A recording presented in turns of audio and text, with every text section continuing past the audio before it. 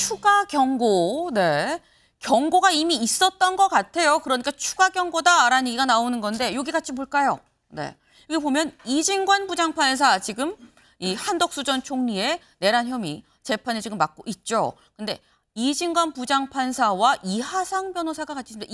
이 김용현 전 장관 쪽에 지금 변호인인데 오늘 오전 10시 이진관 부장판사가 뭔가 공개 추가적으로 경고하는 거 아니야라는 얘기가 나오고 있다라는 거죠. 오늘 오전 10시에 한 전 총리의 재판이 예정이 돼 있습니다. 지난번 재판 때 변호인 이하상 변호사가 이 감치될 뻔했었던 그런 사건이 벌어지면서 한바탕 또 이슈가 됐었는데 그때 모습 잠깐 같이 보고 오실까요? 누구십니까? 왜 오신 겁니까? 자, 거부를 합니다. 거부했고요. 이 법정은 방청권이 있어야만 볼 수가 있습니다. 퇴장하십시오. 퇴장하라고요? 네. 나가십시오. 나가십시오. 나가십시오. 자, 감시합니다. 감시합니다. 그 구검 장소에다 유치하도록 하겠습니다. 왜 한말씀드리는데 감시한다고요? 감시합니다. 옆에 계신 분은 왜 있습니까? 나가십시오. 이 전쟁은 반드시 승리합니다, 여러분. 믿으십시오. 그리고 오늘 저희가 석방되기까지 기적 저희 간증을 하겠습니다. 우리 팀에 대적하는 놈들은 무조건 죽습니다, 이제. 이진관이 놈 죽었어, 이거. 여러분들 이진관이가 벌벌벌 떠는 걸 보셨어야 돼요. 걔 약한 놈입니다, 그거. 진관이 그거 전문용어로 뭣도 아닌데 엄청 유색을 떨더라고요. 네. 지난 재판 때 사실 방청석에서 증인으로 나온 김용현 전 장관에 대해서 뭐 이렇게 얘기를 하려고 하다가 나가세요 방청권 안 됩니다라고 얘기해서 사실상 이 퇴장 조치를 당하고 이 감치 상황이었었는데 근데 인적 사항이 확인이 안 되니까 인적 사항 물어내 대답을 하지 않았죠. 그래서 인적 사항이 확인이 안 돼서 결국 감치는 안 되고 석방 조치를 했습니다. 그냥 이 귀가 조치를 했습니다. 근데 바로 그날 돌아가서 유튜브로 한 얘기가 아유 뭣도 아닌데 라는 식으로 얘기를 했었다라는 거죠. 근데 조금 전에 보신 바로 저 유튜브 영상 저걸 김상일 위원님 굉장히 세게 얘기를 했는데 지금은 또 삭제를 했어요. 세게 얘기했는데 또 왜 삭제를 한 걸까요? 있어요. 당당하지 못하다는 것이겠죠. 그리고 본인이 한 이야기가 정당성을 그렇게 크게 부여하기 힘든 것이라고 본인들이 생각하기 때문이 아닐까 생각합니다. 네. 근데 그럼 처음엔 왜 했냐? 무언가 자기의 목적을 달성하기 위해서죠. 그게 권력이든 돈이든 네, 저는 그렇게 생각합니다. 그렇지 않다면 변호사라는 직업은 전문성을 가지고 있는 직업이에요. 그리고 변호사라는 제도를 만들 정도로 아무나 변호사가 되는 게 아닐 정도로. 그렇죠. 그러면은 법원에서 법정에서 변호사로서 그 전문성을 발휘하기에 있는 사람입니다. 근데 그렇지 않고 법원 자체를 존중하지 않다면 그러면 그 전문성을 가진 전문직이라는 것이 왜 필요한 겁니까 도대체. 그렇기 때문에 저는 이런 사안에 대해서는 그 전문가 집단, 협회에서 그 전문성에 대한 직업, 윤리에 합당한 판정을 내려서 그런 조치를 취해야만 하는 사안이 발생했다. 저는 이렇게 봅니다. 네, 그러니까 지금 말씀은 그게 권력이 됐든 돈이 됐든지 뭐가 됐든지 간에 일단 본인의 어떤 목적이 있으니까 다소 과하다 싶다고 생각이 돼도 저렇게 실제 실행에 옮긴 거 아니겠느냐라고 말씀하셨는데 실제 저희가 이 과하다라는 표현을 왜 쓰느냐. 서울중앙지법에서 지난 21일 이렇게 입장을 밝혀왔습니다. 뭐라고 얘기를 했느냐. 감치 재판을 받은 변호사들이 재판장을 상대로 욕설 등 인신공격적 발언을 한 것은 재판장에 대한 심각한 모욕입니다. 라고 얘기를 하면서 이번 사안 매우 엄중하게 인식하고 있습니다. 법조인으로서 마땅히 지켜야 할 품위와 책임을 저버린 이들에 대해서 적절한 조치를 취할 예정이다. 라고 얘기를 했어요. 그럼 여기서 말하는 적절한 조치는 전문가인 김광선 변호사님. 네. 여기서 말한 적절한 조치는 무엇이며 이 조치가 오늘 이진관 부장판사 입에서 나올 것이냐라는 거죠. 근데 이제 제가 볼 때는 네. 당사자가 이진관 부장판사이기 때문에 네. 이제 본인이 직접 하는 것은 맞지 않다고 봐요. 또 지금 내란과 관련 재판을 진행하고 있잖아요. 그러니까 이것은 사법부의 어떠한 단계에서 여기에 대한 적절한 조치를 취한다고 보고 저는 처음에 변호사를 감치했다고 헤드라인 나와서 아니 뭐 너무 과한 거 아니야? 이제 그런 생각을 했는데 이제 저들이 한 행위를 보니까 감치 15일이 아니고 감치가 최대 20일 할 수 있거든요. 네. 과태료도 할 수 있고 감치에다 과태료까지 하는 게 맞다 이렇게 봐요. 그런데 그 변호사들 때문에 법을 잘 아는 거잖아요. 네. 근데 김영현 전 장관이 증인으로 나오면 신뢰관계 동석을 할 수가 없습니다. 피해자가 증인 나오는 경우만 신뢰관계 동석을 할 수 있는데 네. 그런 억지 주장하면서 이제 법정에서 어떻게 보면 소란과 난동을 피웠다고 보기 때문에 감치는 뭐 적절한 거였는데 아쉽게도 이제 감치 자체에서 본인들이 인적사항을 거부했기 때문에 결국 감치가 되지 않았어요. 근데 그 이후에 이제 유튜브에서 하는 행태들을 보면 네. 저건 정말 이게 변호사가 아니라 할지라도 일반적인 국민이나 시민이 할 수 있는 행동이 아닙니다. 그런데 이 김영인 전 장관의 변호인들인데 네. 김영인 전 장관의 어떤 변론 과정을 보면 저거 뭐 무죄를 다툰다는 건지 아니면 양형 감형을 원하는 건지 모르겠는데 오히려 형량을 무겁게 만들고 더 아하. 엄벌하게 만드는 그런 분위기로 변호인들이 피고인을 설득해서 네. 인정할 건 인정해야 하는데 오히려 더 어려운 길로 인도를 하는 그런 과정을 가고 있다고 봐요. 그래서 이제 할 수 있는 방법은 여러 가지가 있겠지만 이제 첫 번째는 제가 볼 때 이제 변호사잖아요. 제가 볼 때는 변호사협회에서 저 징계해서 네. 뭐 변호사 자격 박탈까지는 할 수 있을지 모르겠지만 적어도 변호사로서 활동을 못하도록 첫 번째는 해야 하고요. 그다음에 유튜브에서 나온 저런 행동들은 굉장히 모욕적이고 이거 그냥 사법부의 근간을 흔드는 그런 아주 나쁜 행동이거든요. 저거에 대해서는 뭐 여러 가지 모욕죄랄지 이제 그런 걸로 엄벌을 해야 한다 저는 그렇게 봅니다. 네. 지금 변호사 협회에서 좀 나서야 된다. 이거는 뭐 모욕죄든 뭐든 이게 사실 형사처벌까지 좀 갈 수 있는 사안이다라고 말씀하셨는데 변호인이 오히려 이렇게 형량을 더 가중시킬 법한 상황을 만드는 게 맞느냐라고 말씀하셨어요. 근데 저 영상에는 사실 비치지 않았긴 했습니다만 김기영 대변인님 보면 이 변호인들이 막 세게 얘기하고 그럴 때 김용현 전 장관이 뭐 딱 요번 건은 아니더라도 김용현 전 장관이 잘했다고 막 이렇게 엄지척하고 잘했어 막 이렇게 하는 모습을 보긴 봤었거든요. 그럼 변호인들은 피고인이 원하니까 했다라고 할 수도 있어요. 근데 이제 그런 부분에 있어서 네. 정작 최종 판결을 받을 때 네. 당사자 그 김영현 전 장관한테 이런 상황들이 나쁘게 영향을 미친다고 한다면 변호인은 존재 이유가 뭡니까? 의뢰를 한 사람들에 의해서 형을 좀 낮추는 거나 무죄를 받는 거잖아요. 네. 그런 측면에서 입장에서 저는 부적절하다고 생각할 수밖에 없고 다만 제가 그 재판부에 대해서 한 말씀 드리자면 재판부가 그 당시에 이제 이상민 전 행안부 장관이 선서를 하지 않았습니다. 네. 근데 그때 뭐라고 얘기를 했냐면 법정형이 사형까지 규정돼 혐의가 중하고 재판 과정에서 CCTV 정황을 봤을 때 증인이 깊이 관여돼 있다 이런 얘기를 했거든요. 네. 근데 이상민 전 장관 같은 경우는 증인이었습니다. 근데 자기 재판에서 피고인에 대해서 얘기하는 것도 아닌데 증인에 대해서 어떻게 보면 좀 예단을 갖고 그래서 국민들로 하여금 제3자가 봤을 때 이 사람은 좀 죄가 있는 인물 아닌가 그렇게 네. 좀 확정적으로 좀 했던 부분에 대해서는 좀 적절치 않고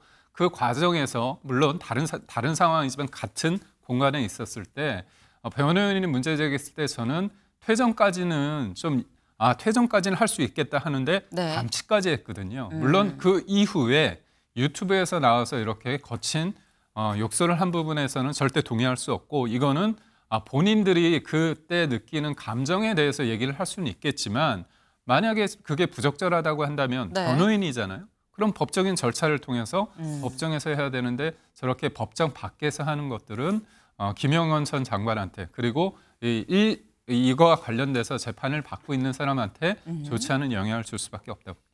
네. 짧게 하나 바로 잡아야 되는 게 네. 감치 명령을 바로 한 게 아니에요. 음. 최종 명령을 불응하니까 한 겁니다. 예. 네, 알겠습니다. 일단 지금 이 김기영 대변인께서는 재판부가 약간 예단을 갖고 뭔가 재판을 하고 있는 걸로 보여지는 면이 있다. 그 부분 좀 부적절하다. 욕설도 부적절하지만 그것도 좀 부적절하다라는 취지로 지금 말씀을 하셨어요.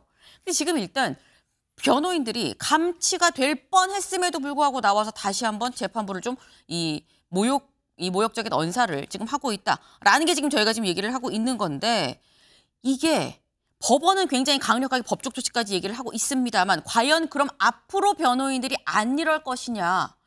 계속 할 것 같은데란 얘기가 나와요. 왜? 경향신문 오늘 일면 같이 좀 볼까요? 내란 변호인들의 법원 조롱 돈벌이라는 제목이 붙었습니다. 왜 돈벌이라는 제목이 붙었느냐? 여기 좀 보시죠. 22일 유튜브 통계 분석 사이트 플레이보드를 보면 이들의 유튜브 채널은 19일 국내 유튜브 슈퍼챗 순위에서 1위를 기록했다. 이날 하루에만 슈퍼챗 130개를 받아서 415만 원 상당의 수익을 올렸다라는 거예요. 네. 그러니까 이게 돈 벌려고 한 거냐? 아니 뭐 변호사 수임료가 1시간에 얼만데 라고 또 얘기를 할 수 있어요. 근데 또 이게 슈퍼챗이라는 게 김진욱 대변인님. 또 단순히 또 돈이 아니라 뭐 지지, 관심 이런 거로도 사실 볼 수 있는 거긴 하거든요. 그렇습니다. 뭐 돈도 벌고 또 지지도 받는다. 그래서 제가 볼 때는 저분들이 어떤 변호사로서 변호 활동을 한 것이 아니라 지금 정치 활동을 하고 있다라고 해도 과언이 아니지 않을까라는 생각이 듭니다. 특히 김용현 장관을 변호하고 있는 이분들, 그리고 이분들은 이하선 변호사인가요? 이분은 이미 통일당 거기 출신으로 선거에도 나오신 적도 있는 분입니다. 사실상이 정치인이다라고 보여지고 지금 이 윤석열 전 대통령과 관련된 12.3 비상계엄 내란 사태에 참여되었던 사람들을 변호하시는 분들이 이런 쪽으로, 그래서 결과적으로 보면은 그 소위 이 보수, 극우의 지지를 함께 본인들이 가져가려고 하는 그런 모습을 보이고 있는 거 아니냐? 결국은 뭐 김용현 그 전 장관을 변호하는 것도 중요한 일이겠습니다만 이걸 통해서 본인들의 입지를 더욱더 공고히 하려고 하는 또 다른 포석이 깔려 있는 것 아니냐, 이렇게까지 해석할 수 있을 정도로 지금의 이번 행동들은 그 변호와 관련 없는 정치적 활동이다라고 단호하게 말씀드려도 될 것 같습니다. 네, 변호인이 아니라 정치인으로서 행동하고 있는 거 아니겠느냐라고 말씀을 하셨어요. 사실 지금 이 김용현 전 장관 쪽의 이 변호인인 거죠. 근데 김용현 전 장관의 변호인 지금 내란 재판을 지금 받고 있죠. 여기에서도 상당히 좀 도발적인 언사가 이전에도 있었습니다. 지난 20일 재판 당시 모습 잠깐 보고 오실까요? 알겠습니다. 재판장님, 두 번째 잠깐만요. 예, 이하상 변호사님. 예, 조지호 김봉식과 구승기검사 친구입니까, 재판장님? 해당 지금 피고인의 그것 때문에 성명을 저 왜 또 좀 조용히 계시더니 왜 호칭 가지고 또 그러세요? 아니 검사들이 애들입니까? 대한민국 일국의 서울 청장이고 본청 청장인데 이게 검사라는 자가 조지호 김봉식이가 조지호에게 검사는 검사라는 자라고 하셔도 되고 다른 사람에 대해서는 다 존칭을 붙여야 됩니까? 여기 조지호 김봉식 이렇게 이름을 부르는 건 아니죠. 김봉기 검사님한테 구승기 불러본 적이 없습니다. 이름은 그냥 간단하게 빨리빨리 진행하려고 그냥 생략해서 부르는 거죠. 그리고 검찰 측에서도 그런 부분 감안하셔서. 네, 호칭이 또 문제였었어요. 예를 들어서 뭐 김은미 앵커라고 왜 안 부르고 김은미라고 부릅니까? 라고 해서 이게 지금 논란이 됐다라는 거죠. 그래서 아니 검사는 자라고 해도 되는 거고 뭐 누구는 뭐 호칭을 붙입니까라는 얘기까지 막 오가니까 중간에 주기현 부장판사가 좀 워워하는 그런 느낌까지 있었는데 지금 이걸 보면 지금 변호인단 자체가 김상일 위원님 일단 좋게 하자고 재판부 얘기하자면 좋게 하면 이건 우리가 당하는 건데 독립군인데 약간 이런 느낌인 것 같아요. 그럼 앞으로도 계속 지금 같은 스탠스로 가는 거 아닐까 하는 생각이 들거든요. 글쎄요, 저는 변호인들의 이야기를 이해하지 못하겠어요. 저기에서 저런 식으로 해가지고 도움이 될 게 무엇이 있는지. 네. 그러면 어떻게 불러야 합니까? 조지호 피고인 조지호, 김봉식 피고인, 피고 이렇게 불러야 맞죠. 거기에 그러면은 무슨 사회적으로 뭐 높여서 부르라라고 얘기하는 게 맞나요? 지금 범죄 혐의자들이고 법정 아닌데 원고, 피고 이렇게 부르는 게 그렇게 얘기한다면 훨씬 맞는 건데 저것은 자신들의 다시 한번 말씀드리지만 자신들의 어떤 정치 행위를 하는 거지 저는 변론을 하는 것이 아니다라고 저는 느끼고 저분들은 변호인의 양심을 지금 그르치고 있다라고 저는 생각이 들어서 변호인 자격이 없다라는 말씀을 다시 한번 드립니다. 김광삼 변호사님. 그 김용현 전 장관 재판 과정을 좀 봤는데 네. 이건 코미디예요. 그러니까 김용현 전 장관 변호인들이 변호할 생각은 않고 검사랄지 뭐 이런 거에 트집적 글을 찾는 거예요. 그러면 호칭, 뭐 조지호, 김봉식. 근데 이게 법정에서는요. 피고인이잖아요. 네. 그러면 사실은 거기에 뭐 님자를 붙이겠어요, 뭐겠어요. 그냥 우리가 뭐 예를 들어서 야외 방송을 뭐 여기서 한다 할 때는 뭐 호칭을 붙여야죠. 조지호 전 뭐 청장. 그렇지만 법정에서는 그렇지 않거든요. 근데 거기에서 호칭 님자를 붙여야 한다 할지 뒤에 전직 뭘 붙이라. 그건 굉장히 트집 잡는 거예요. 그래서 보니까 재판 진행이 잘 안 되더라고요. 아무리 쥐기현 부장판사가 제지를 해도 네. 말 듣질 않아요. 그러니까 재판 진행이 안 되니까 이제 쥐기현 판사는 어떻게든지 좀 달래가지고 가려고 하는데 그렇지 않아요. 그러니까 재판이 완전히 난장판이 되고 있는 거죠. 그래서 뭐 이제 선고가 제가 볼 때는 그렇게 많이 남지 않다고 보는데 네.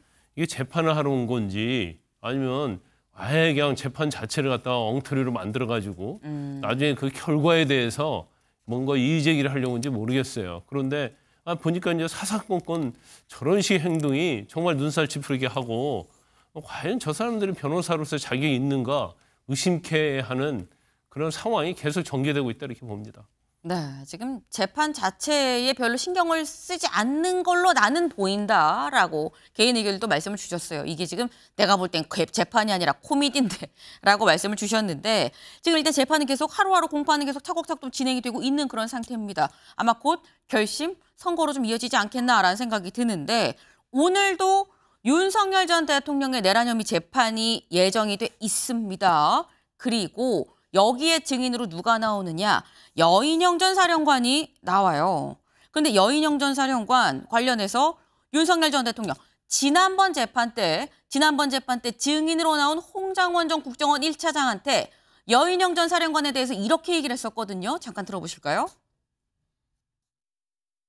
대통령도 총장까지 검찰총장까지 지낸 사람인데 저 양반이 도대체 이런 거를 여인영이한테 시키고 여인영이가 저 대통령 지시받아 이런 거를 저 증인한테 부탁한다는 건 이게 좀 연결이 좀 잘 안 되지 않습니까? 어떻습니까? 그 당시 느낌. 예.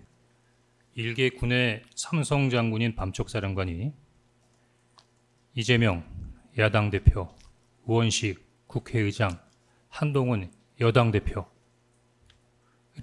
체포 구금해서 방첩사 구금시설에 구금하고 심문하겠다고 하는 거는 그러면 방첩사령관 혼자 생각이란 말씀이십니까? 피고인 부하에게 책임을 전가하시는 건 아니죠? 아니 그 얘기를 하는 게 지금 아니에요. 네, 지난 재판 때 증인으로 나왔던 홍장원 전 국정원 1차장 지금 여인영 전 사령관한테 넘기시는 거 아니죠? 라는 취지로 반박을 따박따박 했었습니다. 그런데 그 여인영 전 사령관이 오늘 증인으로 나온다는 거죠. 그럼 과연 김진욱 대변인님 아마 오늘 여인영 전 사령관에 대해서도 윤석열 전 대통령이 직접 증인 신문을 하지 않을까라는 생각이 드는데 여 전 사령관도 따박따박 다 받아칠 것이냐 어떻게 보십니까?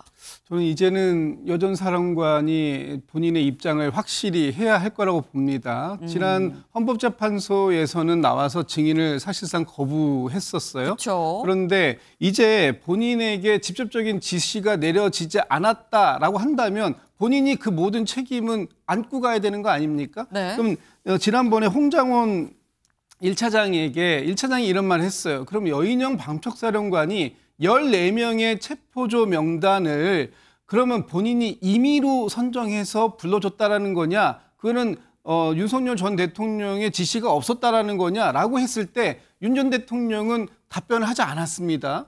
오늘도 마찬가지로 본인이 직접 해서 신문을 할 수는 있겠습니다만 내가 그때 그 명단 14명을 내가 불러준 게 맞냐? 라고 했을 때 여인영 전 방첩사령관이 기억이 안 납니다. 이렇게 얘기한다면 본인이 이제 다 책임을 져야 되는 거죠. 14명의 체포조 명단이 홍장원 1차장에게 전달된 건 사실이잖아요. 네. 그렇다면 그 중간 과정에서 여인영 차장은 매개의 역할을 한 것인가 아니면 본인이 내란 수개의 역할을 한 것인가 하는 부분에 대한 오늘 그 책임은 가타부터 져야 될 것 같습니다.